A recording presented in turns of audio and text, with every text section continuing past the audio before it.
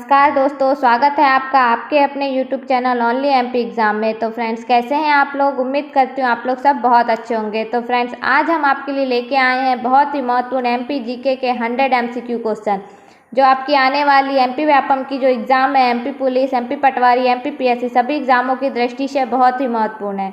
तो फ्रेंड्स, आप एक भी क्वेश्चन स्किप मत कीजिए, पूरा वीडियो ध्यान से देखिए और कमेंट बॉक्स में कमेंट करके हमें ज़रूर बताइए कि आपके 100 में से कितने मार्क्स आते हैं।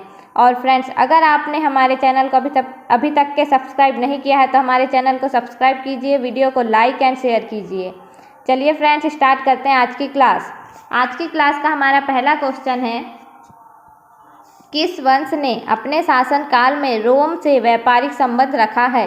किस वंश ने अपने शासनकाल में रोम से व्यापारिक संबंध रखा है? जिसके ऑप्शन है हमारे, ऑप्शन नंबर ए वाकाटक वंश, ऑप्शन नंबर बी है सातवाहन वंश, ऑप्शन नंबर सी है कलचुरी वंश, ऑप्शन नंबर डी है शुंग वंश। तो फ्रेंड्स, इसका जो राइट आंसर आ जाएगा वो आ जाएगा ऑप्शन नंबर बी, सातवाहन वंश। चलिए बढ़ते हैं अपने अगले क्वेश्चन नंबर 2 पे। कुषाणों के उन्मूलन के लिए किस वंश के राजाओं ने 10 अश्वमेध यज्ञ करवाए थे? कुषाणों के उन्मूलन के लिए किस वंश के राजाओं ने 10 अश्वमेध करवाए थे, ये बताना है। जिसके ऑप्शन है हमारे, ऑप्शन नंबर ए सातवाहन वंश, ऑप्शन नंबर बी है वाकाटक वंश, ऑप्शन नंबर सी है नाग वंश, ऑप्शन नंबर डी है शुंग वंश। तो फ्रेंड्स, इसका जो राइट आंसर आ जाएगा वो आ जाएगा ऑप्शन नंबर सी, नाग वंश। नाग वंश ने अश्वमेध यज्ञ करवाए थे कुषाणों के उन्मूलन के लिए। चलिए बढ़ते हैं अपने अगले क्वेश्चन नंबर 3 पे। मध्य भारत पर हुणों ने किस शताब्दी में आक्रमण किया था? जिसके ऑप्शन है हमारे, ऑप्शन नंबर ए 5वीं शताब्दी, ऑप्शन नंबर बी है 6ठी शताब्दी, ऑप्शन नंबर सी है 7वीं शताब्दी, ऑप्शन नंबर डी है 3री शताब्दी। तो फ्रेंड्स, इसका जो राइट आंसर आ जाएगा वो आ जाएगा ऑप्शन नंबर बी, 6ठी शताब्दी में। 6ठी शताब्दी में मध्य भारत पर हुणों ने आक्रमण किया था। चलिए बढ़ते हैं अपने अगले क्वेश्चन नंबर 4 पे। राजा नागभट्ट प्रथम का संबंध किस वंश से है? जिसके ऑप्शन है हमारे, option number A Rashtrakuta, option number B है चंदेल, ऑप्शन नंबर सी है Gurjara Pratihara, option number D है परमार। तो फ्रेंड्स, इसका जो राइट आंसर आ जाएगा वो आ जाएगा option number C. Option number C इस क्वेश्चन का राइट आंसर आएगा, गुर्जर प्रतिहार, जो राजा नागभट्ट का प्रथम संबंध था इस वंश से। चलिए बढ़ते हैं अपने अगले क्वेश्चन नंबर 5 पे। निम्न में से किस शासक ने चंदेल वंश की स्थापना की थी? जिसके ऑप्शन है हमारे, option number A Dhanuk, option number B है नन्नुक, ऑप्शन नंबर सी है कृष्णराज, ऑप्शन नंबर डी है कुमारपाल। तो फ्रेंड्स, इसका जो राइट आंसर आ जाएगा वो आ जाएगा option number B, Nannuk. Nannuk नाम के शासक ने चंदेल वंश की स्थापना की थी। तो इस क्वेश्चन का राइट आंसर आप लगाएंगे ऑप्शन नंबर बी। चलिए बढ़ते हैं अपने अगले क्वेश्चन नंबर 6 पे। खजुराहो के प्रसिद्ध मंदिरों का निर्माण किस वंश ने करवाया था? जिसके ऑप्शन है हमारे, option number A Parmar, option number B है चंदेल, ऑप्शन नंबर सी है राष्ट्रकूट, ऑप्शन नंबर डी है वाकाटक। तो फ्रेंड्स, इसका जो राइट आंसर आ जाएगा option number B, Chandel. Khajuraho के प्रसिद्ध मंदिरों का निर्माण चंदेल वंश ने करवाया था। चलिए बढ़ते हैं अपने अगले क्वेश्चन नंबर 7 पे। निम्न में से सम्रांगण सूत्रधार किसकी रचना है? निम्न में से सम्रांगण सूत्रधार किसकी रचना है, ये बताना है। जिसके ऑप्शन है हमारे, नागभट्ट प्रथम, ऑप्शन नंबर बी है राजा भोज, ऑप्शन नंबर सी है मिहिर कुल, ऑप्शन नंबर डी है इनमें से कोई नहीं। तो फ्रेंड्स, इसका जो राइट आंसर आ जाएगा वो आ जाएगा ऑप्शन नंबर बी, राजा भोज। सम्रांगण सूत्रधार जो है राजा भोज की रचना है। तो इस क्वेश्चन का आप राइट आंसर लगाएंगे ऑप्शन नंबर बी।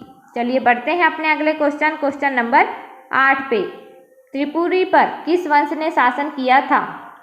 जिसके ऑप्शन है हमारे, option number A Vakataka, option number B है तोमर वंश, ऑप्शन नंबर सी है राष्ट्रकूट, ऑप्शन नंबर डी है कलचुरी वंश। तो फ्रेंड्स, इसका जो राइट आंसर आ जाएगा वो आ जाएगा ऑप्शन नंबर डी, कलचुरी वंश। त्रिपुरी पर किस वंश ने शासन किया था? तो कलचुरी वंश ने शासन किया था। इस क्वेश्चन का आप राइट आंसर लगाएंगे ऑप्शन नंबर डी। चलिए बढ़ते हैं अपने अगले क्वेश्चन नंबर 9 पे। इब्राहिम लोदी से किस तोमर वंश के शासक ने संघर्ष किया था, ये बताना है। जिसके ऑप्शन है हमारे, option number A Virsen, option number B है विक्रमादित्य, ऑप्शन नंबर सी है Suraj Sen, option number D है मानसी। तो फ्रेंड्स, इसका जो राइट आंसर लगाएंगे आप option number B, Vikramaditya. Ibrahim Lodi से जो तोमर वंश के विक्रमादित्य थे उन्होंने संघर्ष किया था। चलिए बढ़ते हैं अपने अगले क्वेश्चन नंबर 10 पे। ग्वालियर के किले का निर्माण किस शासक ने करवाया था ये बताना है। जिसके ऑप्शन है हमारे option number A Mansi, option number B है Suraj Sen, option number C है वीर सिंह, ऑप्शन नंबर डी है विक्रमादित्य। तो फ्रेंड्स इसका जो राइट आंसर लगाएंगे आप वो लगाएंगे ऑप्शन नंबर बी सूरज सेन। ग्वालियर के किले का निर्माण सूरज सेन ने करवाया था। चलिए बढ़ते हैं अपने अगले क्वेश्चन नंबर 11 पे। अबुल फजल की हत्या किसने की थी। जिसके ऑप्शन है option number A Chhatrasal, option number B है वीर Singh Bundela, option number C है Rudra Pratap, option number D है इनमें से कोई नहीं। तो फ्रेंड्स इसका जो राइट आंसर लगाएंगे आप वो लगाएंगे ऑप्शन नंबर बी वीर सिंह बुंदेला। अबुल फजल की हत्या किसने की थी तो वीर सिंह बुंदेला ने की थी। तो आप इस क्वेश्चन का राइट आंसर लगाएंगे ऑप्शन नंबर बी को। चलिए बढ़ते हैं अपने अगले क्वेश्चन नंबर 12 पे। तानसेन किस वंश के राजाश्रय में थे। तानसेन किस वंश के राजाश्रय में थे ये बताना है। जिसके ऑप्शन है हमारे ऑप्शन नंबर ए परमार वंश, ऑप्शन नंबर बी है बघेल वंश, ऑप्शन नंबर सी है बुंदेला वंश, ऑप्शन नंबर डी है वाकाटक वंश। तो फ्रेंड्स इसका राइट आंसर आ जाएगा ऑप्शन नंबर बी बघेल वंश। जो तानसेन है वे बघेल वंश के राजाश्रय में थे। तो इस क्वेश्चन का आप right answer option number B को लगाएंगे। चलिए बढ़ते हैं अपने अगले क्वेश्चन नंबर 13 पे। तानसेन किस वंश के राजाश्रय में थे तो ये इसका राइट आंसर आ जाएगा ऑप्शन नंबर बी बघेल वंश। चलिए बढ़ते हैं अगले क्वेश्चन नंबर 14 पे। नचना कुठार का अभिलेख किस शासक से संबंधित है ये बताना है।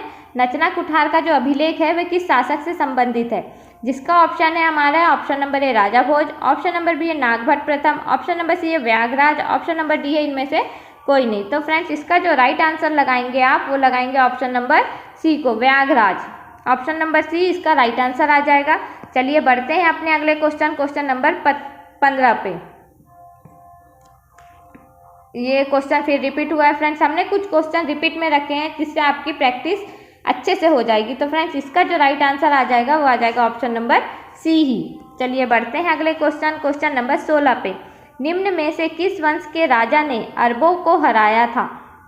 जिसके ऑप्शन है हमारे ऑप्शन नंबर ए वाकाटक वंश, ऑप्शन नंबर बी है गुर्जर प्रतिहार वंश, ऑप्शन नंबर सी है चंदेल वंश, ऑप्शन नंबर डी है राष्ट्रकूट वंश। तो फ्रेंड्स इसका राइट आंसर लगाएंगे आप ऑप्शन नंबर बी को गुर्जर प्रतिहार वंश। जो मतलब गुर्जर प्रतिहार वंश के राजा ने अरबों को हराया था। चलिए बढ़ते हैं अपने अगले क्वेश्चन नंबर 17 पे। विश्वनाथ का मंदिर कहाँ पर स्थित है ये बताना है। जिसके ऑप्शन है हमारे option number A Jabalpur, option number B है खजुराहो, ऑप्शन नंबर सी है विदिशा, ऑप्शन नंबर डी है सांची। तो फ्रेंड्स इसका राइट आंसर आ जाएगा option number B Khajuraho. Vishwanath का जो मंदिर है वह खजुराहो में स्थित है। तो इस क्वेश्चन का राइट आंसर आ जाएगा ऑप्शन नंबर बी। चलिए बढ़ते हैं अगले क्वेश्चन की ओर। Question number 18। होलकर वंश का संस्थापक कौन था। होलकर वंश के संस्थापक का नाम बताना है। जिसके ऑप्शन है हमारे option number A Daulat Rao Holkar, option number B है Malhar Rao Holkar, option number C है अहिल्याबाई, ऑप्शन नंबर डी है इनमें से कोई नहीं। तो फ्रेंड्स इसका राइट आंसर आ जाएगा option number B Malhar Rao Holkar वंश के संस्थापक थे। तो इस क्वेश्चन का राइट आंसर आ जाएगा ऑप्शन नंबर बी। चलिए बढ़ते हैं अपने अगले क्वेश्चन की ओर। Question number 19। सिंधिया वंश की स्थापना किसने की थी।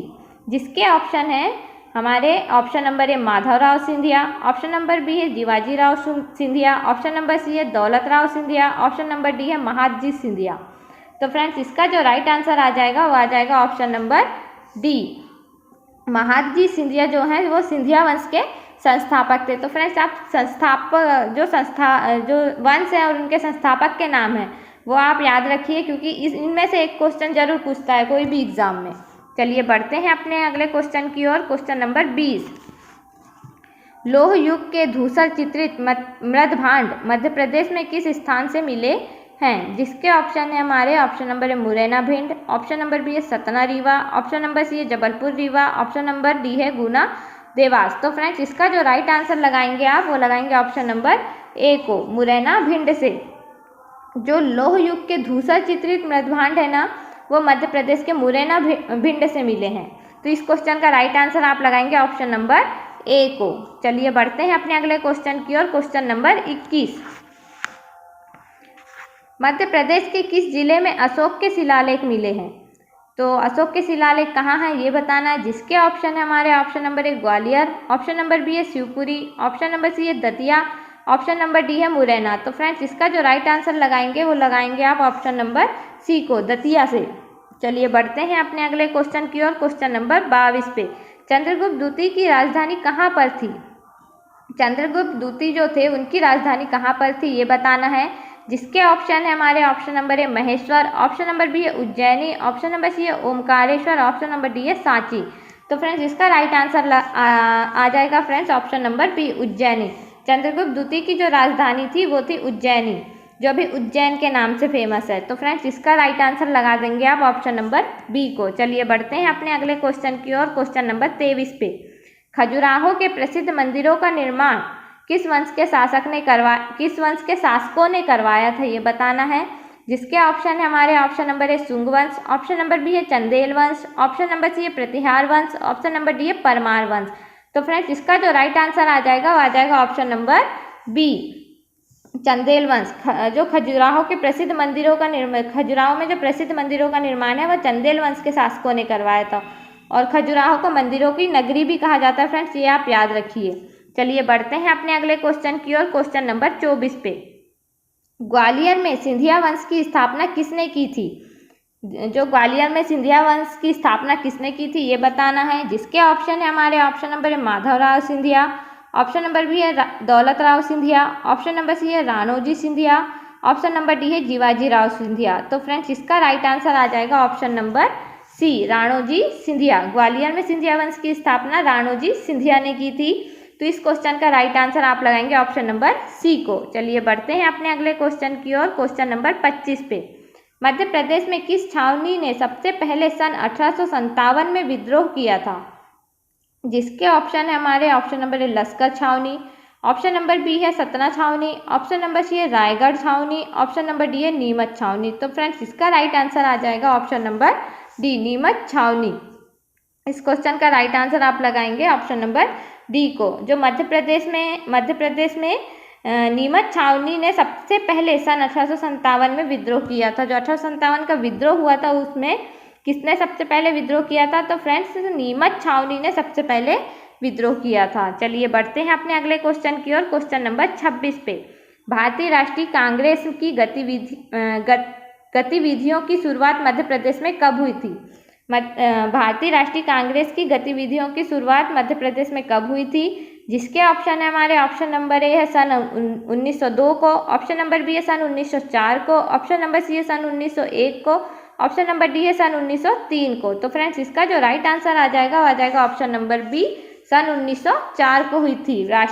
जो भारतीय राष्ट्रीय कांग्रेस है उनकी गतिविधियों की शुरुआत मध्य प्रदेश में हुई थी सन 1904 में। तो इस क्वेश्चन का राइट आंसर आप लगाएंगे ऑप्शन नंबर बी। और याद रखिए फ्रेंड्स, सन 1904 भारतीय राष्ट्रीय कांग्रेस की गतिविधियों की शुरुआत मध्य प्रदेश में कब हुई थी? तो सन 1904 में हुई थी। चलिए बढ़ते हैं अपने अगले क्वेश्चन की ओर। क्वेश्चन नंबर 27 पे, भोपाल राज्य को भारतीय संघ में कब शामिल किया गया था?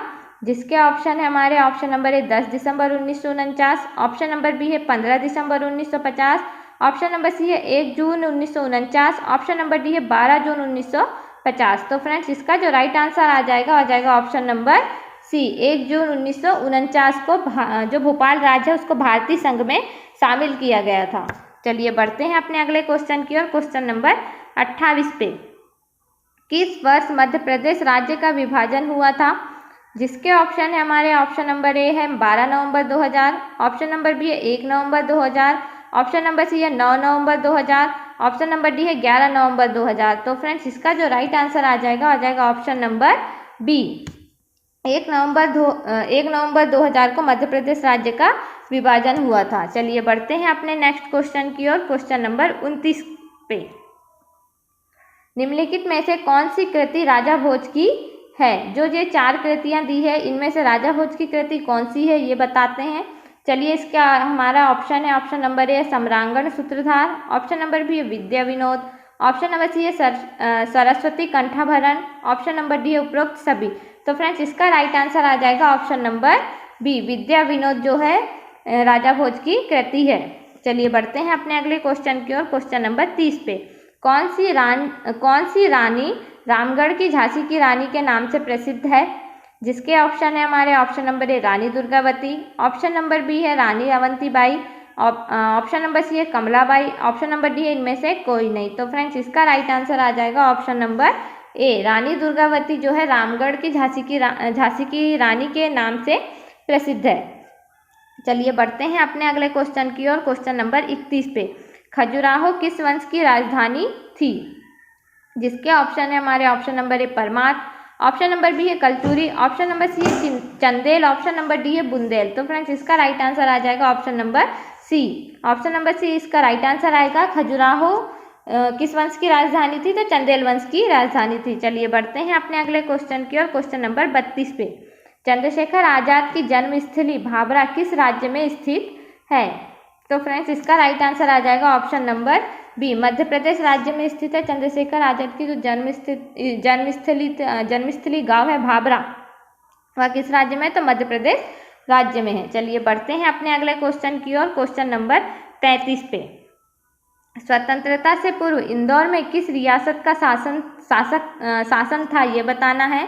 जिसके ऑप्शन है हमारे option number A Scindia, option number B है मालवा, ऑप्शन नंबर सी है होलकर, ऑप्शन नंबर डी है मराठा। तो फ्रेंड्स इसका जो राइट आंसर आ जाएगा वो आ जाएगा ऑप्शन नंबर सी, होलकर। स्वतंत्रता से पूर्व इंदौर में किस रियासत का शासन था? तो होलकर रियासत का शासन था। इस क्वेश्चन का राइट आंसर आ जाएगा ऑप्शन नंबर सी। चलिए बढ़ते हैं अपने अगले क्वेश्चन की ओर। क्वेश्चन नंबर 34 पे, उज्जैन महाजनपद युग किसकी राजधानी थी? जिसके ऑप्शन है option number A Matsya, option number B Avanti, option number C है अस्मक, ऑप्शन नंबर डी है वज्जी। तो फ्रेंड्स इसका जो राइट आंसर आ जाएगा वो आ जाएगा option number B, Avanti. Ujjain महाजनपद जो है अवंती की राजधानी है। मतलब उज्जैन महाजनपद अवंती किसकी राजधानी है पूछा है। उज्जैन महाजनपद युग किसकी राजधानी है? तो अवंती की राजधानी है। चल इसका राइट आंसर आप लगाएंगे ऑप्शन नंबर बी को। चलिए बढ़ते हैं अपने अगले क्वेश्चन की ओर। क्वेश्चन नंबर 35 पे, मंदसौर प्रशस्ति से किस नगर की प्रसिद्धि की सूचना मिलती है? ये बताना है। जिसके ऑप्शन है हमारे option number A Khajuraho, option number B है चंदेरी, ऑप्शन नंबर सी है दसपुर, ऑप्शन नंबर डी है धार। तो फ्रेंड्स इसका जो राइट आंसर लगाएंगे आप वो लगाएंगे ऑप्शन नंबर सी को, दसपुर को। जो मंदसौर प्रशस्ति से किस नगर की प्रसिद्धि की सूचना मिलती है? तो दसपुर नगर की प्रसिद्धि की सूचना मिलती है। तो इस क्वेश्चन का राइट आंसर आ जाएगा ऑप्शन नंबर सी। चलिए बढ़ते हैं अपने अगले क्वेश्चन की ओर। क्वेश्चन नंबर 36 पे, ऐतिहासिक स्थल चित्रकूट कहाँ पर है? जो चित्रकूट है वह कहाँ है ये बताना है। जिसके ऑप्शन है हमारे option number A Dindori, option number B है सतना, ऑप्शन नंबर सी है मंडला, ऑप्शन नंबर डी है सीधी। तो फ्रेंड्स इसका जो राइट आंसर आ जाएगा वो आ जाएगा ऑप्शन नंबर बी, सतना। जो ऐतिहासिक स्थल चित्रकूट है वह कहाँ पर है? तो सतना में है। चलिए बढ़ते हैं अपने अगले क्वेश्चन की ओर। क्वेश्चन नंबर 37 पे, ताम्रपाषाण संस्कृति से संबंध स्थल कायथा किसके समीप है? जो ताम्रपाषाण संस्कृति से संबंध स्थल कायथा है वह किसके समीप है ये बताना है। जिसके ऑप्शन है हमारे option number A Bhopal, option number B है उज्जैन, ऑप्शन नंबर सी है इंदौर, ऑप्शन नंबर डी है गुना। तो फ्रेंड्स इसका जो राइट आंसर आ जाएगा वो आ जाएगा ऑप्शन नंबर बी, उज्जैन के निकट है। तो इस क्वेश्चन का राइट आंसर का लगाएंगे आप ऑप्शन नंबर बी को। चलिए बढ़ते हैं अपने अगले क्वेश्चन नंबर 38 पे, प्राचीन भारत में सती प्रथा के प्रचलन का प्रथम पुरातात्विक साक्ष्य स्थल कहाँ प्राप्त हुआ ये बताना है। जिसके ऑप्शन है हमारे option number A Tigawa, option number B है सांची, ऑप्शन नंबर सी है विदिशा, ऑप्शन नंबर डी है एरन। तो फ्रेंड्स इसका जो राइट आंसर आ जाएगा वह जाएगा ऑप्शन नंबर डी। जो प्राचीन भारत में सती प्रथा का प्रचलन था उसका जो सबसे पहले पुरातात्विक साक्ष्य स्थल कहाँ प्राप्त हुआ है? तो एरन में प्राप्त हुआ है। तो इस क्वेश्चन का राइट आंसर लगाएंगे आप ऑप्शन नंबर डी को। चलिए बढ़ते हैं अपने अगले क्वेश्चन नंबर 39 की ओर। सांची स्तूप का निर्माण किस शासक ने करवाया था ये बताना है। जिसके ऑप्शन है option number A Chandragupta, option number B है अशोक, ऑप्शन नंबर सी है चंदेल वंश, ऑप्शन नंबर डी है संघमित्रा। तो फ्रेंड्स इसका जो राइट आंसर आ जाएगा वो आ जाएगा ऑप्शन नंबर बी। जो सांची स्तूप का निर्माण किसने करवाया था? तो अशोक ने करवाया था। तो इस क्वेश्चन का राइट आंसर लगाएंगे अब ऑप्शन नंबर बी को। चलिए बढ़ते हैं अपने अगले क्वेश्चन 40 की ओर। 40 क्वेश्चन कहता है फ्रेंड्स, चंद्रशेखर आजाद का जन्म मध्य प्रदेश के किस जिले में हुआ था? मध्य प्रदेश के किस जिले में हुआ था ये बताना है। तो जिसके ऑप्शन है हमारे option number A Indore, option number B है धार, ऑप्शन नंबर सी है झाबुआ, ऑप्शन नंबर डी है उज्जैन। तो फ्रेंड्स इसका जो है आंसर आ जाएगा option number C Jhabua. Chandrashekhar Azad का जन्म मध्य प्रदेश के झाबुआ जिले में हुआ था। झाबुआ जिले में हुआ था। चलिए बढ़ते हैं अपने अगले क्वेश्चन नंबर 41 पे। होलकरों की राजधानी कहाँ थी? जिसके ऑप्शन है option number A Vidisha, option number B है भोपाल, ऑप्शन नंबर सी है इंदौर, ऑप्शन नंबर डी है मंदसौर। तो फ्रेंड्स इसका राइट आंसर आ जाएगा ऑप्शन नंबर सी इंदौर। होलकरों की जो राजधानी थी वो इंदौर थी। चलिए बढ़ते हैं अपने अगले क्वेश्चन की ओर, क्वेश्चन नंबर 42 पे। अहिल्याबाई कहाँ की प्रसिद्ध शासिका थी ये बताना है। जिसके ऑप्शन है हमारे option number A Malwa, option number B है इंदौर, ऑप्शन नंबर सी है खरगोन, ऑप्शन नंबर डी है उज्जैन। तो फ्रेंड्स इसका जो राइट आंसर आ जाएगा वो आ जाएगा option number B Indore. Ahilyabai कहाँ की प्रसिद्ध शासिका थी? तो इंदौर की प्रसिद्ध शासिका थी। इस क्वेश्चन का राइट आंसर आप लगाएंगे ऑप्शन नंबर बी को।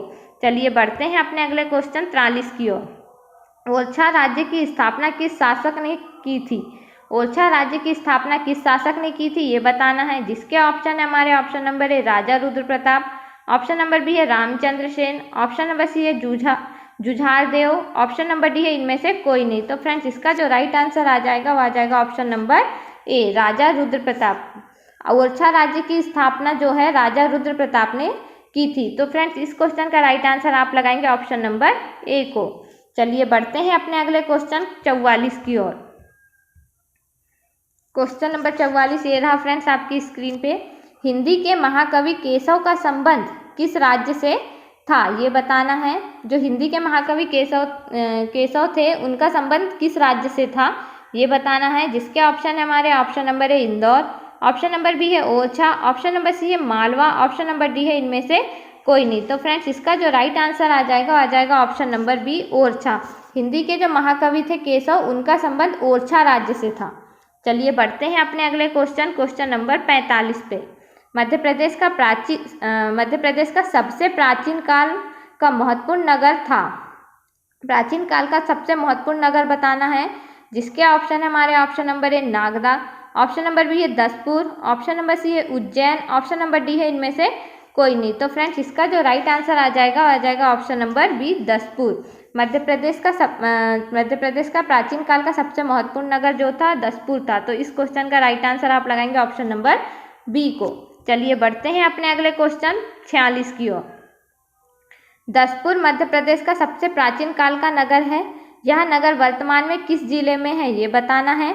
जिसके ऑप्शन है हमारे option number A Jhabua, option number B है मंदसौर, ऑप्शन नंबर सी है विदिशा, ऑप्शन नंबर डी है भोपाल। तो फ्रेंड्स इसका जो राइट आंसर आ जाएगा option number B Mandsaur. Daspur जो मध्य प्रदेश का सबसे प्राचीन काल का नगर है और यह नगर वर्तमान में किस जिले में है तो मंदसौर जिले में आता है दसपुर। चलिए बढ़ते हैं अपने अगले क्वेश्चन 47 की ओर। कौन सा नगर ताम्रपाषाण युगीन मालवा संस्कृति का प्रमुख केंद्र था। जिसके ऑप्शन है हमारे option number A Nagda Ujjain, option number B है Nauda Toli Indore, option number C है Daspur Mandsaur, option number D है इनमें से कोई नहीं। तो फ्रेंड्स इसका जो राइट आंसर लगाएंगे आप ऑप्शन नंबर बी को, नौदा टोली इंदौर जो है ये जो नगर है ये ताम्रपाषाण युगीन मालवा संस्कृति का प्रमुख केंद्र था। चलिए बढ़ते हैं अपने नेक्स्ट क्वेश्चन नंबर 48 पे। नागदा उज्जैन के निकट से किस धातु के संस्कृति के प्रमाण मिले हैं ये बताना है। जिसके ऑप्शन है हमारे ऑप्शन नंबर ए तांबा, ऑप्शन नंबर बी है लोह, ऑप्शन नंबर सी है पत्थर के औजार, ऑप्शन नंबर डी है इनमें से कोई नहीं। तो फ्रेंड्स इसका जो राइट आंसर आ जाएगा ऑप्शन नंबर बी लोह। जो लोह धातु की संस्कृति के प्रमाण मिले हैं नागदा उज्जैन के निकट से। चलिए बढ़ते हैं अपने अगले क्वेश्चन नंबर 49 पे। मध्यकाल का महत्वपूर्ण राजनीतिक और व्यापारिक केंद्र था। जिसके ऑप्शन है हमारे option number A Indore, option number B है नागदा, ऑप्शन नंबर सी है बुरहानपुर, ऑप्शन नंबर डी है मालवा। तो फ्रेंड्स इसका जो राइट आंसर आ जाएगा वो आ जाएगा ऑप्शन नंबर सी बुरहानपुर। मध्यकाल का महत्वपूर्ण राजनीतिक और व्यापारिक केंद्र जो था बुरहानपुर था। तो फ्रेंड्स इसका जो राइट आंसर लगाएंगे आप ऑप्शन नंबर सी को लगाएंगे। चलिए बढ़ते हैं अपने नेक्स्ट क्वेश्चन, क्वेश्चन नंबर 50 पे। निम्न में से खान देश की राजधानी थी, जो खान देश की राजधानी क्या थी ये बताना है। जिसके ऑप्शन है हमारे ऑप्शन नंबर है दसपुर, ऑप्शन नंबर बी है बुरहानपुर, ऑप्शन नंबर सी है ओरछा, ऑप्शन नंबर डी है मालवा। तो फ्रेंड्स इसका जो राइट आंसर आ जाएगा वो आ जाएगा ऑप्शन नंबर सी बुरहानपुर। जो खान देश की राजधानी थी बुरहानपुर थी। तो फ्रेंड्स आप इस क्वेश्चन का राइट आंसर लगाएंगे ऑप्शन नंबर बी को। चलिए बढ़ते हैं अपने अगले क्वेश्चन, क्वेश्चन नंबर 51 पे। मध्य प्रदेश में शुंगकालीन स्तूप के लिए प्रसिद्ध है। जो शुंगकालीन स्तूप है वह के लिए प्रसिद्ध कौन सा नगर है ये बताना है। जिसके ऑप्शन है हमारे ऑप्शन नंबर है भरहुत, ऑप्शन नंबर बी है बुमरा, ऑप्शन नंबर सी है त्रिपुरी, ऑप्शन नंबर डी है इनमें से कोई नहीं। तो फ्रेंड्स इसका जो राइट आंसर आ जाएगा वो आ जाएगा ऑप्शन नंबर ए भरहुत। चलिए बढ़ते हैं अपने नेक्स्ट क्वेश्चन, क्वेश्चन नंबर 52 पे। मध्य प्रदेश में गुप्तकालीन शिव मंदिर कहाँ पर है। जिसके ऑप्शन है हमारे option number A Bandhavgarh, option number B है बुरहानपुर, ऑप्शन नंबर सी है त्रिपुरी, ऑप्शन नंबर डी है भूमरा। तो फ्रेंड्स इसका जो राइट आंसर आ जाएगा वो आ जाएगा ऑप्शन नंबर डी भूमरा। जो मध्य प्रदेश में गुप्तकालीन शिव मंदिर है वो जो है भूमरा में स्थित है। तो इस क्वेश्चन का राइट आंसर आप लगाएंगे ऑप्शन नंबर डी भूमरा। चलिए बढ़ते हैं अपने अगले क्वेश्चन, क्वेश्चन नंबर 53 पे। मध्य प्रदेश में गुप्तकालीन शिव मंदिर कहाँ पर है। तो फ्रेंड्स इसका राइट आंसर आ जाएगा ऑप्शन नंबर डी भूमरा में है। चलिए बढ़ते हैं नेक्स्ट क्वेश्चन, क्वेश्चन नंबर 54 की ओर। प्राचीन नगर भोजपुर किस जिले में है। जो प्राचीन नगर भोजपुर है वो किस जिले में है और जहाँ स्थित शिव मंदिर में भारत में सबसे ऊंचा शिवलिंग है। जो जहाँ स्थित शिव मंदिर है वहाँ भारत का सबसे ऊंचा शिवलिंग है।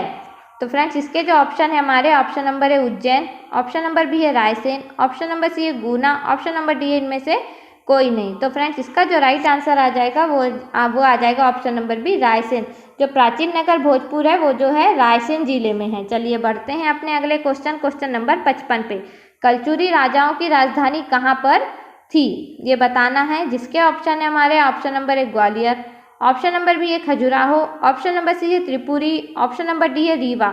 तो फ्रेंड्स इसका जो राइट आंसर आ जाएगा वो आ जाएगा option number C Tripuri. Kalachuri राजाओं की राजधानी कहाँ पर थी तो त्रिपुरी में थी। तो फ्रेंड्स इसका जो राइट आंसर आएगा ऑप्शन नंबर सी आ जाएगा। चलिए बढ़ते हैं अपने नेक्स्ट क्वेश्चन, क्वेश्चन नंबर 56 पे। कलचुरी राजाओं की राजधानी कहाँ पर थी तो कहाँ पर थी ऑप्शन नंबर सी त्रिपुरी पर थी। चलिए बढ़ते हैं अपने अगले क्वेश्चन, क्वेश्चन नंबर 57 पे। 1939 ईस्वी में कांग्रेस का ऐतिहासिक अधिवेशन कहाँ पर हुआ था। जो 1939 में जो कांग्रेस का ऐतिहासिक अधिवेशन था वह कहाँ हुआ था ये बताना है। जिसके ऑप्शन है हमारे ऑप्शन नंबर है रीवा, ऑप्शन नंबर बी है विदिशा, ऑप्शन नंबर सी है त्रिपुरी, ऑप्शन नंबर डी है भोपाल। तो फ्रेंड्स इसका जो राइट आंसर आ जाएगा वो आ जाएगा ऑप्शन नंबर सी त्रिपुरी। 1939 ईस्वी में कांग्रेस का ऐतिहासिक अधिवेशन कहाँ हुआ था तो त्रिपुरी में हुआ था। तो इस क्वेश्चन का राइट आंसर आ जाएगा ऑप्शन नंबर सी त्रिपुरी। चलिए बढ़ते हैं अपने अगले क्वेश्चन, क्वेश्चन नंबर 58 की ओर। मध्य प्रदेश के किस जिले में अमरकंटक स्थित है। जो अमरकंटक है वह किस जिले में स्थित है ये बताना है एमपी के। तो जिसके ऑप्शन है हमारे फ्रेंड्स ऑप्शन नंबर है मंडला, ऑप्शन नंबर बी है शहडोल, ऑप्शन नंबर सी है डिंडोरी, ऑप्शन नंबर डी है अनूपपुर। तो फ्रेंड्स इसका जो राइट आंसर आ जाएगा वो आ जाएगा ऑप्शन नंबर डी अनूपपुर। जो अमरकंटक जो है अनूपपुर जिले में स्थित है। चलिए बढ़ते हैं अपने अगले क्वेश्चन, क्वेश्चन नंबर 59 की ओर। बांधवगढ़ का किला किस जिले में स्थित है। जो बांधवगढ़ का किला है किस जिले में स्थित है ये बताना है। जिसके ऑप्शन है हमारे ऑप्शन नंबर है मंदसौर, ऑप्शन नंबर बी है रीवा, ऑप्शन नंबर सी है इंदौर, ऑप्शन नंबर डी है इटारसी। तो फ्रेंड्स इसका जो राइट आंसर आ जाएगा वो आ जाएगा ऑप्शन नंबर बी रीवा। जो बांधवगढ़ का किला है वह किस जिले में स्थित है तो रीवा में स्थित है। तो इस क्वेश्चन का राइट आंसर आप लगाएंगे ऑप्शन नंबर बी को। चलिए बढ़ते हैं अपने अगले क्वेश्चन, क्वेश्चन नंबर 60 पे। झाबुआ में महंगाई विरोधी आंदोलन झाबुआ में महंगाई विरोधी आंदोलन कब चलाया गया था ये बताना है। जिसके ऑप्शन है हमारे ऑप्शन नंबर है 1970, ऑप्शन नंबर बी है 1935, ऑप्शन नंबर सी है 1931, ऑप्शन नंबर डी है 1945। तो फ्रेंड्स इसका जो राइट आंसर आ जाएगा वो आ जाएगा ऑप्शन नंबर बी 1935। झाबुआ में महंगाई विरोधी आंदोलन कब चलाया गया था? तो 1935 में चलाया गया था। चलिए बढ़ते हैं अपने अगले क्वेश्चन नंबर 61 पे।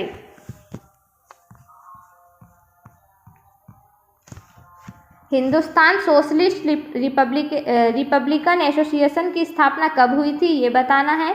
जिसके ऑप्शन है हमारे ऑप्शन नंबर है 1924 में, ऑप्शन नंबर बी है 1920 में, ऑप्शन नंबर सी है 1930 में, ऑप्शन नंबर डी है 1927 में। तो फ्रेंड्स इसका जो राइट आंसर आ जाएगा वो आ जाएगा ऑप्शन नंबर डी 1927 में। हिंदुस्तान सोशलिस्ट रिपब्लिकन एसोसिएशन की स्थापना कब हुई थी? तो सन 1927 में हुई थी। चलिए बढ़ते हैं अपने अगले क्वेश्चन नंबर 62 पे। मध्य प्रदेश के किस क्षेत्र में चंद्रशेखर आजाद कुछ समय तक भूमिगत रहे थे? जिसके ऑप्शन है हमारे ऑप्शन नंबर है मंदसौर, ऑप्शन नंबर बी है ओरछा, ऑप्शन नंबर सी है रीवा, ऑप्शन नंबर डी है झाबुआ। तो फ्रेंड्स इसका जो राइट आंसर आ जाएगा वो आ जाएगा ऑप्शन नंबर बी ओरछा। जो चंद्रशेखर आजाद थे कुछ समय तक भूमिगत कहाँ रहे थे? ओरछा में रहते, और ओरछा कहाँ है? मध्य प्रदेश में है। चलिए बढ़ते हैं अपने अगले क्वेश्चन नंबर 63 पे। मध्य प्रदेश में 1857 की क्रांति का विद्रोह सर्वप्रथम कहाँ हुआ था? कहाँ हुआ था ये बताना है। जो 1857 की क्रांति का विद्रोह कहाँ हुआ था ये बताना है। जिसके ऑप्शन है हमारे ऑप्शन नंबर है गुना और मुरैना, ऑप्शन नंबर बी है जबलपुर और भोपाल, ऑप्शन नंबर सी है बानपुर और सागर, ऑप्शन नंबर डी है मंदसौर और रतलाम। तो फ्रेंड्स इसका जो राइट आंसर आ जाएगा वो आ जाएगा ऑप्शन नंबर सी बानपुर और सागर। बानपुर और सागर में सबसे पहले जो 1857 की क्रांति है उसका विद्रोह हुआ था। चलिए बढ़ते हैं अपने अगले क्वेश्चन नंबर 64 पे। महाजनपद काल में उज्जैन किसकी राजधानी थी? जो उज्जैन किसकी राजधानी थी ये बताना है महाजनपद काल में। तो इसके ऑप्शन है हमारे ऑप्शन नंबर है अस्मक, ऑप्शन नंबर बी है वज्जी, ऑप्शन नंबर सी है मत्स्य, ऑप्शन नंबर डी है अवंती। तो फ्रेंड्स इसका जो राइट आंसर आ जाएगा वो आ जाएगा ऑप्शन नंबर डी अवंती। महाजनपद काल में उज्जैन किसकी राजधानी थी? तो अवंती की राजधानी थी। चलिए बढ़ते हैं अपने अगले क्वेश्चन नंबर 65 पे। मंदसौर अभिलेख से किस नगर की प्रसिद्धि की सूचना मिलती है ये बताना है। जिसके ऑप्शन है हमारे ऑप्शन नंबर ए रीवा की, ऑप्शन नंबर बी है दसपुर की, ऑप्शन नंबर सी है धार नगरी की, ऑप्शन नंबर डी है खजुराहो की। तो फ्रेंड्स इसका जो राइट आंसर लगाएंगे आप वो लगाएंगे ऑप्शन नंबर बी को दसपुर की। मंदसौर अभिलेख किस नगर की प्रसिद्धि की सूचना, मंदसौर अभिलेख से किस नगर की प्रसिद्धि की सूचना मिलती है? तो दसपुर नगर की प्रसिद्धि की सूचना मिलती है। तो इस क्वेश्चन का राइट आंसर लगाएंगे फ्रेंड्स आप ऑप्शन नंबर बी को। चलिए बढ़ते हैं अपने अगले क्वेश्चन नंबर 66 पे। मध्य प्रदेश का ऐतिहासिक स्थल चित्रकूट किस जिले में है ये बताना है। जिसके ऑप्शन है हमारे ऑप्शन नंबर है डिंडोरी, ऑप्शन नंबर बी है सीधी, ऑप्शन नंबर सी है मंडला, ऑप्शन नंबर डी है सतना। तो फ्रेंड्स इसका जो राइट आंसर आ जाएगा वो आ जाएगा option number D Satna. Madhya Pradesh का ऐतिहासिक स्थल चित्रकूट किस जिले में है? तो सतना में है। इस क्वेश्चन का राइट आंसर आएगा ऑप्शन नंबर डी। चलिए बढ़ते हैं अपने नेक्स्ट क्वेश्चन नंबर 67 की ओर। मध्य प्रदेश में ऑफ जॉय के नाम से प्रसिद्ध है। मध्य प्रदेश में ऑफ जॉय के नाम से प्रसिद्ध है। क्या प्रसिद्ध है ये बताना है। कौन सा नगर ऑफ जॉय के नाम से प्रसिद्ध है ये बताना है इस क्वेश्चन में। तो जिसके ऑप्शन है हमारे option number A Rewa, option number B है सतना, ऑप्शन नंबर सी है मांडू, ऑप्शन नंबर डी है पचमढ़ी। तो फ्रेंड्स इसका जो राइट आंसर आ जाएगा वो आ जाएगा option number C Mandu. Of joy के नाम से कौन प्रसिद्ध है? तो मांडू प्रसिद्ध है। चलिए बढ़ते हैं अपने नेक्स्ट क्वेश्चन नंबर 68 पे। मध्य प्रदेश में 64 योगिनी मंदिर कहाँ पर है? जो 64 योगिनी मंदिर है वह कहाँ पर है ये बताना है एमपी में। जिसके ऑप्शन है हमारे ऑप्शन नंबर है महेश्वर, ऑप्शन नंबर बी है खजुराहो, ऑप्शन नंबर सी है छतरपुर, ऑप्शन नंबर डी है ओरछा। तो फ्रेंड्स इसका जो राइट आंसर लगाएंगे आप वो लगाएंगे ऑप्शन नंबर बी खजुराहो। चलिए बढ़ते हैं नेक्स्ट क्वेश्चन नंबर 69 पे। निम्न में से कौन सा राज्य मध्य प्रदेश की सीमा से नहीं लगता? जिसके ऑप्शन है हमारे option number A Kerala, option number B है उत्तर प्रदेश, ऑप्शन नंबर सी है छत्तीसगढ़, ऑप्शन नंबर डी है राजस्थान। तो फ्रेंड्स इसका जो राइट आंसर आ जाएगा वो आ जाएगा option number A Kerala. Madhya Pradesh की सीमा किस राज्य से नहीं लगती? तो केरल से नहीं लगती। मध्य प्रदेश की सीमा फ्रेंड्स 5 राज्यों से लगती है। एक तो उत्तर प्रदेश, छत्तीसगढ़, राजस्थान, गुजरात और महाराष्ट्र से। चलिए बढ़ते हैं अपने नेक्स्ट क्वेश्चन नंबर 70 पे। विभाजन के बाद मध्य प्रदेश राज्य की सीमाएं कितने राज्यों से लगती है? विभाजन के बाद मध्य प्रदेश राज्य की सीमाएं कितने राज्यों से लगती है ये बताना है, जिसके ऑप्शन है हमारे ऑप्शन नंबर ए है 9, ऑप्शन नंबर बी है 5, ऑप्शन नंबर सी है 3, ऑप्शन नंबर डी है 4। तो फ्रेंड्स इसका राइट आंसर आ जाएगा ऑप्शन नंबर बी 5 राज्यों से। विभाजन के बाद मध्य प्रदेश की सीमाएं कितने राज्यों से लगती है? तो 5 राज्यों से लगती है। इस क्वेश्चन का राइट आंसर लगाएंगे फ्रेंड्स आप ऑप्शन नंबर बी को। चलिए बढ़ते हैं नेक्स्ट क्वेश्चन नंबर 71 पे। भारत में वनों का राष्ट्रीयकरण सबसे पहले किस राज्य ने किया था ये बताना है, जिसके ऑप्शन है हमारे ऑप्शन नंबर है उत्तर प्रदेश, ऑप्शन नंबर बी है राजस्थान, ऑप्शन नंबर सी है Madhya Pradesh, option number D है मिजोरम। तो फ्रेंड्स इसका राइट आंसर आ जाएगा ऑप्शन नंबर सी मध्य प्रदेश। भारत में वनों का राष्ट्रीयकरण सबसे पहले किस राज्य ने किया था? तो मध्य प्रदेश ने किया था। चलिए बढ़ते हैं नेक्स्ट क्वेश्चन नंबर 72 पे। मध्य प्रदेश में संजीवनी संस्थान कहाँ स्थित है? मध्य प्रदेश में संजीवनी संस्थान कहाँ स्थित है ये बताना है, जिसके ऑप्शन है हमारे ऑप्शन नंबर ए है ग्वालियर, ऑप्शन नंबर बी है भोपाल, ऑप्शन नंबर सी है जबलपुर, ऑप्शन नंबर डी है रतलाम। तो फ्रेंड्स इसका राइट आंसर आ जाएगा ऑप्शन नंबर बी भोपाल। जो संजीवनी संस्थान कहाँ स्थित है? तो भोपाल में स्थित है। इस क्वेश्चन का राइट आंसर आ जाएगा फ्रेंड्स ऑप्शन नंबर बी। चलिए बढ़ते हैं नेक्स्ट क्वेश्चन नंबर 73 पे।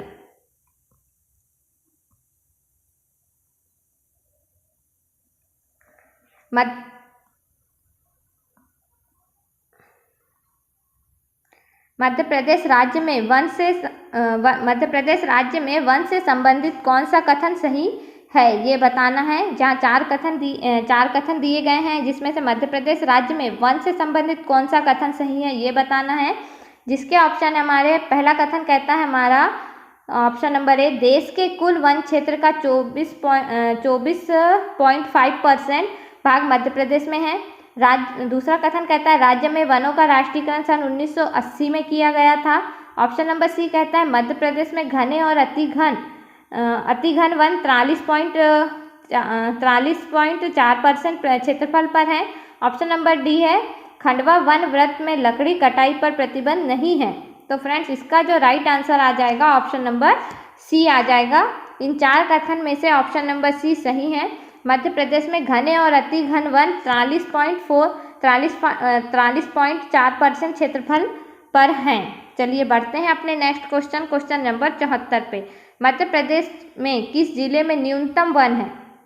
मध्य प्रदेश के किस जिले में न्यूनतम वन है ये बताना है, जिसके ऑप्शन है हमारे option number A Shajapur, option number B है झाबुआ, ऑप्शन नंबर सी है भोपाल, ऑप्शन नंबर डी है राजगढ़। तो फ्रेंड्स इसका जो राइट आंसर आ जाएगा वो आ जाएगा option number A Shajapur. Madhya Pradesh के शाजापुर जिले में न्यूनतम वन है, सबसे कम वन पाए जाते हैं शाजापुर में। तो फ्रेंड्स इसका राइट आंसर आप लगाएंगे ऑप्शन नंबर ए को, शाजापुर। चलिए बढ़ते हैं नेक्स्ट क्वेश्चन नंबर 75 पे। मध्य प्रदेश राज्य में कितने प्रतिशत क्षेत्रफल पर वन है ये बताना है, जिसके ऑप्शन है हमारे ऑप्शन नंबर ए है 29%, ऑप्शन नंबर बी है 33%, ऑप्शन नंबर सी है 30.7%, ऑप्शन नंबर डी है 23%। तो फ्रेंड्स इसका जो राइट आंसर आ जाएगा वो आ जाएगा ऑप्शन नंबर सी 30.7%। मध्य प्रदेश में कितने प्रतिशत क्षेत्रफल पर वन है? तो 30.7% क्षेत्रफल पर वन है। इस क्वेश्चन का राइट आंसर आप लगाएंगे फ्रेंड्स ऑप्शन नंबर सी। चलिए बढ़ते हैं अपने नेक्स्ट क्वेश्चन नंबर 76 पे। भारत के कुल वन का कितना प्रतिशत वन मध्य प्रदेश राज्य में पाया जाता है? भारत के कुल वन का कितना प्रतिशत वन मध्य प्रदेश राज्य में पाया जाता है, जिसके ऑप्शन है हमारे option number A 15%, option number B है 25.9%, ऑप्शन नंबर सी है 12.4%, ऑप्शन नंबर डी है 10.3%। तो फ्रेंड्स इसका जो राइट आंसर आ जाएगा वो आ जाएगा ऑप्शन नंबर सी 12.4%। भारत के कुल वन का मतलब भारत के कुल वन का एमपी में कितने प्रतिशत वन है? तो 12.4% वन है। चलिए बढ़ते हैं अपने नेक्स्ट क्वेश्चन नंबर 77 पे। मध्य प्रदेश में किस वृक्ष को राजकीय वृक्ष का दर्जा दिया गया है? हमारा मध्य प्रदेश का राजकीय वृक्ष क्या है ये बताना है, जिसके ऑप्शन है हमारे ऑप्शन नंबर ए आम, ऑप्शन नंबर बी है पीपल, ऑप्शन नंबर सी है अशोक, ऑप्शन नंबर डी है बरगद। तो फ्रेंड्स इसका जो राइट आंसर आ जाएगा वो आ जाएगा ऑप्शन नंबर डी बरगद। मध्य प्रदेश का राजकीय वृक्ष क्या है? बरगद है। चलिए बढ़ते हैं अपने नेक्स्ट क्वेश्चन नंबर 78 पे। निम्न में से किस पुष्प को मध्य प्रदेश का राजकीय पुष्प कहा जाता है? मध्य प्रदेश का राजकीय पुष्प बताना है, जिसके ऑप्शन है हमारे ऑप्शन नंबर ए चमेली, ऑप्शन नंबर बी है गुलाब, ऑप्शन नंबर सी है लिली, ऑप्शन नंबर डी है कमल। तो फ्रेंड्स इसका जो राइट आंसर आ जाएगा वो आ जाएगा option number sea lily. Madhya Pradesh का राजकीय पुष्प क्या है? लिली है। चलिए बढ़ते हैं अपने नेक्स्ट क्वेश्चन नंबर 79 पे। किस प्रकार के वन मध्य प्रदेश में पाए जाते हैं? मध्य प्रदेश में किस प्रकार के वन पाए जाते हैं ये बताना है, जिसके ऑप्शन है हमारे ऑप्शन नंबर ए उपोष्ण कटिबंधी, ऑप्शन नंबर बी है उष्ण कटिबंधी, ऑप्शन नंबर सी है शुष्क कटिबंधी, ऑप्शन नंबर डी है उपरोक्त सभी। तो फ्रेंड्स इसका जो राइट आंसर आ जाएगा वो आ जाएगा ऑप्शन नंबर बी उष्ण कटिबंधी। मध्य प्रदेश में किस प्रकार के वन पाए जाते हैं? तो उष्ण कटिबंधी वन पाए जाते हैं। इसका राइट आंसर लगाएंगे फ्रेंड्स आप ऑप्शन नंबर बी को। चलिए बढ़ते हैं नेक्स्ट क्वेश्चन नंबर 80 पे। भारत में सर्वाधिक तेंदुपत्ते का संग्रहण करने वाला राज्य है। तेंदुपत्ते का संग्रहण किस राज्य में किया जाता है सबसे ज़्यादा ये बताना है, जिसके ऑप्शन है हमारे option number A Gujarat, option number B है महाराष्ट्र, ऑप्शन नंबर सी है Madhya Pradesh, option number D है राजस्थान। तो फ्रेंड्स इसका जो राइट आंसर आ जाएगा वो आ जाएगा ऑप्शन नंबर सी मध्य प्रदेश। सर्वाधिक तेंदुपत्ते का संग्रहण किस राज्य में होता है? तो मध्य प्रदेश में होता है। इस क्वेश्चन का राइट आंसर आ जाएगा ऑप्शन नंबर सी। चलिए बढ़ते हैं अपने नेक्स्ट क्वेश्चन नंबर 81 पे। मध्य प्रदेश में वनों का क्षेत्रफल कितना है? वनों का क्षेत्रफल बताना है। तो फ्रेंड्स इसका जो राइट आंसर आ जाएगा वो आ जाएगा option number D. Madhya Pradesh में वनों का क्षेत्रफल कितना है? 94,689 वर्ग किलोमीटर मध्य प्रदेश में वनों का क्षेत्रफल है। चलिए बढ़ते हैं अपने नेक्स्ट क्वेश्चन नंबर 82 पे।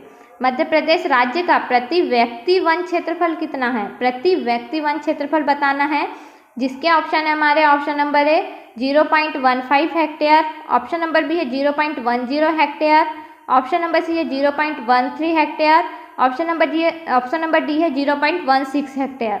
तो फ्रेंड्स इसका जो राइट आंसर आ जाएगा वो आ जाएगा option number D 0.16 hectare Madhya Pradesh राज्य का प्रति व्यक्ति वन क्षेत्रफल है। ऑप्शन नंबर डी इसका राइट आंसर आ जाएगा ऑप्शन नंबर डी। चलिए बढ़ते हैं नेक्स्ट क्वेश्चन नंबर 83 पे। वनों का राष्ट्रीयकरण किस वर्ष किया गया था? वनों का राष्ट्रीयकरण किस वर्ष किया गया था ये बताना है, जिसके ऑप्शन है हमारे ऑप्शन नंबर है 1985 में, ऑप्शन नंबर बी है 1970 में, ऑप्शन नंबर सी है 1990 में, ऑप्शन नंबर डी 1950 में। तो फ्रेंड्स इसका जो राइट आंसर आ जाएगा वो आ जाएगा ऑप्शन नंबर बी 1970 में। वनों का राष्ट्रीयकरण किस वर्ष किया गया था? तो 1970 में किया गया था। चलिए बढ़ते हैं अपने नेक्स्ट क्वेश्चन नंबर 84 पे। मध्य प्रदेश के वनों में सबसे ज़्यादा कौन सा वृक्ष पाया जाता है? मध्य प्रदेश में जो वन है उनमें से सबसे ज़्यादा वृक्ष किसके हैं ये बताना है, जिसके ऑप्शन है हमारे ऑप्शन नंबर ए खैर, ऑप्शन नंबर बी है साल, ऑप्शन नंबर सी है सागौन, ऑप्शन नंबर डी है आम। तो फ्रेंड्स इसका जो राइट आंसर आ जाएगा वो आ जाएगा ऑप्शन नंबर सी सागौन। मध्य प्रदेश में सबसे ज़्यादा सागौन के वृक्ष पाए जाते हैं। चलिए बढ़ते हैं अपने नेक्स्ट क्वेश्चन नंबर 85 पे। मध्य प्रदेश राज्य में सर्वाधिक वन किस जिले में पाए जाते हैं ये बताना है, जिसके ऑप्शन है हमारे option number A Rajgarh, option number B है भोपाल, ऑप्शन नंबर सी है बालाघाट, ऑप्शन नंबर डी है जबलपुर। तो फ्रेंड्स इसका जो राइट आंसर आ जाएगा वो आ जाएगा ऑप्शन नंबर सी बालाघाट। मध्य प्रदेश में सर्वाधिक वन बालाघाट जिले में पाए जाते हैं। चलिए बढ़ते हैं अपने नेक्स्ट क्वेश्चन नंबर 86 पे। भारत का वन प्रबंध संस्थान कहाँ पर है? भारत का वन प्रबंध संस्थान कहाँ पर है ये बताना है, जिसके ऑप्शन है हमारे option number A Gwalior, option number B है जबलपुर, ऑप्शन नंबर सी है इंदौर, ऑप्शन नंबर डी है भोपाल। तो फ्रेंड्स इसका जो राइट आंसर आ जाएगा वो आ जाएगा option number D Bhopal. Bharat का वन प्रबंध संस्थान कहाँ पर है? तो भोपाल में है। तो इस क्वेश्चन का राइट आंसर आप लगाएंगे ऑप्शन नंबर डी को। चलिए बढ़ते हैं नेक्स्ट क्वेश्चन नंबर 87 पे। मध्य प्रदेश में भिलाव वन उपज कहाँ से एकत्रित की जाती है? जिसके ऑप्शन है हमारे option number A Chhindwara, option number B है बालाघाट, ऑप्शन नंबर सी है सीधी, ऑप्शन नंबर डी है शहडोल। तो फ्रेंड्स इसका जो राइट आंसर आ जाएगा वो आ जाएगा option number A Chhindwara. Madhya Pradesh में भिलाव मध्य प्रदेश में भिलाव वन उपज कहाँ से एकत्रित की जाती है? तो छिंदवाड़ा से एकत्रित की जाती है। ऑप्शन नंबर ए इसका राइट आंसर आ जाएगा। चलिए बढ़ते हैं अपने नेक्स्ट क्वेश्चन नंबर 88 पे। निम्न में से कौन सी नदी यमुना नदी में नहीं मिलती, ये बताना है। ये 4 नदियों में से कौन सी नदी यमुना नदी में नहीं मिलती? जिसके ऑप्शन है हमारे option number A Betwa, option number B है सोन, ऑप्शन नंबर सी है केन, ऑप्शन नंबर डी है चंबल। तो फ्रेंड्स इसका जो राइट आंसर आ जाएगा वो आ जाएगा ऑप्शन नंबर बी सोन। सोन नदी जो है यमुना नदी में नहीं मिलती। चलिए बढ़ते हैं नेक्स्ट क्वेश्चन नंबर 89 पे। नर्मदा नदी पर कौन सा बांध नहीं बना हुआ है, ये बताना है। जिसके ऑप्शन है हमारे ऑप्शन नंबर ए गांधी सागर बांध, ऑप्शन नंबर बी है बरगी, ऑप्शन नंबर सी है Indira Sagar, option number D है ओमकारेश्वर। तो फ्रेंड्स इसका जो राइट आंसर आ जाएगा वो आ जाएगा ऑप्शन नंबर ए गांधी सागर। नर्मदा नदी पर कौन सा बांध नहीं बना है? तो गांधी सागर बांध नहीं बना है। नर्मदा नदी पर बरगी बांध भी है, इंदिरा सागर बांध भी है, ओमकारेश्वर बांध भी है। गांधी सागर बांध नहीं है नर्मदा नदी पर। चलिए बढ़ते हैं अपने नेक्स्ट क्वेश्चन नंबर 90 पे। एस्चुरी का निर्माण किस नदी द्वारा किया जाता है? जिसके ऑप्शन है हमारे option number A Tapti, option number B Narmada व ताप्ती, ऑप्शन नंबर सी है चंबल, ऑप्शन नंबर डी है नर्मदा। तो फ्रेंड्स इसका जो राइट आंसर आ जाएगा वो आ जाएगा ऑप्शन नंबर बी नर्मदा व ताप्ती। एस्चुरी का निर्माण किस नदी द्वारा किया जाता है? तो नर्मदा व ताप्ती द्वारा किया जाता है। बाकी सभी नदियां डेल्टा बनाती, सिवाय नर्मदा और ताप्ती नदी ही एस्चुरी का निर्माण करती है। चलिए बढ़ते हैं अपने नेक्स्ट क्वेश्चन नंबर 91 पे। किस नदी को चमरावती के नाम से भी जाना जाता है? चमरावती के नाम से कौन सी नदी को जाना जाता है, ये बताना है। जिसके ऑप्शन है हमारे option number A Tapti, option number B है चंबल, ऑप्शन नंबर सी है बेतवा, ऑप्शन नंबर डी है छिपरा। तो फ्रेंड्स इसका जो राइट आंसर आ जाएगा वो आ जाएगा option number B. Option number B इस क्वेश्चन का राइट आंसर आएगा चंबल नदी। चंबल नदी को चमरावती के नाम से भी जाना जाता है। ऑप्शन नंबर बी इसका राइट आंसर आ जाएगा। चलिए बढ़ते हैं अपने नेक्स्ट क्वेश्चन नंबर 92 पे। किस नदी को चरमावती के नाम से भी जाना जाता है? तो चरमावती के नाम से चंबल नदी को जाना जाता है। चलिए बढ़ते हैं नेक्स्ट क्वेश्चन नंबर 93 पे। ओरछा किस नदी पर अवस्थित है? ओरछा राज्य जो है वह किस नदी पर अवस्थित है, ये बताना है। जिसके ऑप्शन है हमारे option number A Ken, option number B है छिपरा, ऑप्शन नंबर सी है बेतवा, ऑप्शन नंबर डी है बनारस। तो फ्रेंड्स इसका जो राइट आंसर आ जाएगा वो आ जाएगा option number C Betwa. Betwa नदी पर अवस्थित है ओरछा। चलिए बढ़ते हैं अपने नेक्स्ट क्वेश्चन नंबर 94 पे। नर्मदा व ताप्ती के अतिरिक्त मध्य प्रदेश की नदियाँ किसमें मिल जाती है? नर्मदा व ताप्ती के अतिरिक्त मध्य प्रदेश की नदियाँ किसमें मिलती है, ये बताना है। जिसके ऑप्शन है हमारे ऑप्शन नंबर ए बंगाल की खाड़ी में मिल जाती है, ऑप्शन नंबर बी है अरब सागर में मिल जाती है, ऑप्शन नंबर सी है दूसरी नदियों में मिल जाती है, ऑप्शन नंबर डी है हिंद महासागर में मिल जाती है। तो फ्रेंड्स इसका जो राइट आंसर आ जाएगा वो आ जाएगा ऑप्शन नंबर सी दूसरी नदियों में मिल जाती है। नर्मदा व ताप्ती के अतिरिक्त मध्य प्रदेश की नदियाँ किस में मिलती हैं? तो दूसरी नदियों में जाकर मिल जाती हैं। चलिए बढ़ते हैं नेक्स्ट क्वेश्चन नंबर 95 पे। मध्य प्रदेश में कौन सी नदी नहीं बहती है, ये बताना है। जिसके ऑप्शन है हमारे option number A Narmada, option number B है कृष्णा, ऑप्शन नंबर सी है ताप्ती, ऑप्शन नंबर डी है महानदी। तो फ्रेंड्स इसका जो राइट आंसर आ जाएगा वो आ जाएगा option number B Krishna. Krishna नदी जो है मध्य प्रदेश में नहीं बहती है। चलिए बढ़ते हैं नेक्स्ट क्वेश्चन नंबर 96 पे। नर्मदा नदी का उद्गम स्थान कौन सा है? नर्मदा नदी का उद्गम स्थान बताना है। जिसके ऑप्शन है हमारे ऑप्शन नंबर ए भेड़ाघाट से निकलती है, ऑप्शन नंबर बी है चित्रकूट से निकलती है, ऑप्शन नंबर सी अमरकंटक से निकलती है, ऑप्शन नंबर डी पचमढ़ी से निकलती है। तो फ्रेंड्स नर्मदा नदी का उद्गम स्थान जो है वो है ऑप्शन नंबर सी अमरकंटक से निकलती। नर्मदा नदी जो है अमरकंटक से निकलती। इस क्वेश्चन का राइट आंसर आ जाएगा ऑप्शन नंबर सी। चलिए बढ़ते हैं अपने नेक्स्ट क्वेश्चन नंबर 97 की ओर। नर्मदा नदी का उद्गम स्थान कौन सा है? तो उद्गम स्थान कौन सा है? अमरकंटक है। ऑप्शन नंबर सी इसका राइट आंसर आ जाएगा। चलिए बढ़ते हैं नेक्स्ट क्वेश्चन नंबर 98 पे। सरदार सरोवर परियोजना किस नदी पर है? जो सरदार सरोवर परियोजना है वह किस नदी पर है, ये बताना है। जिसके ऑप्शन है हमारे option number A Betwa, option number B है कावेरी, ऑप्शन नंबर सी है चंबल, ऑप्शन नंबर डी है नर्मदा। तो फ्रेंड्स इसका जो राइट आंसर आ जाएगा वो आ जाएगा option number D Narmada. Sardar Sarovar परियोजना किस नदी पर है? तो नर्मदा नदी पर है। इस क्वेश्चन का राइट आंसर आप लगाएंगे ऑप्शन नंबर डी को। चलिए बढ़ते हैं नेक्स्ट क्वेश्चन नंबर 99 पे। सरदार सरोवर परियोजना किस नदी पर है? सरदार सरोवर परियोजना है नर्मदा नदी पर। चलिए बढ़ते हैं नेक्स्ट क्वेश्चन, क्वेश्चन नंबर 100 पे। ये क्वेश्चन फ्रेंड्स हमारी आज की क्लास का लास्ट क्वेश्चन है। तो ये क्वेश्चन है हमारा, भारत के किस जलप्रपात को लोकप्रिय रूप से नियाग्रा जलप्रपात के तौर पर जाना जाता है? भारत के किस जलप्रपात को लोकप्रिय रूप से नियाग्रा जलप्रपात के तौर पर जाना जाता है, ये बताना है। जिसके ऑप्शन है हमारे, ऑप्शन नंबर ए चित्रकूट प्रपात, ऑप्शन नंबर बी है केवटी प्रपात, ऑप्शन नंबर सी है बरकाना प्रपात, ऑप्शन नंबर डी है रजत प्रपात। तो फ्रेंड्स इसका जो राइट आंसर आ जाएगा वो आ जाएगा ऑप्शन नंबर ए चित्रकूट प्रपात। जो भारत का चित्रकूट प्रपात है उसे लोकप्रिय रूप से नियाग्रा जलप्रपात के नाम से भी जाना जाता है। तो इस क्वेश्चन का राइट आंसर आप लगाएंगे ऑप्शन नंबर ए को। तो चलिए फ्रेंड्स ख़त्म करते हैं आज की क्लास को यहीं पे। मिलते हैं नेक्स्ट क्लास में, तब तक के लिए बाय बाय, टेक केयर।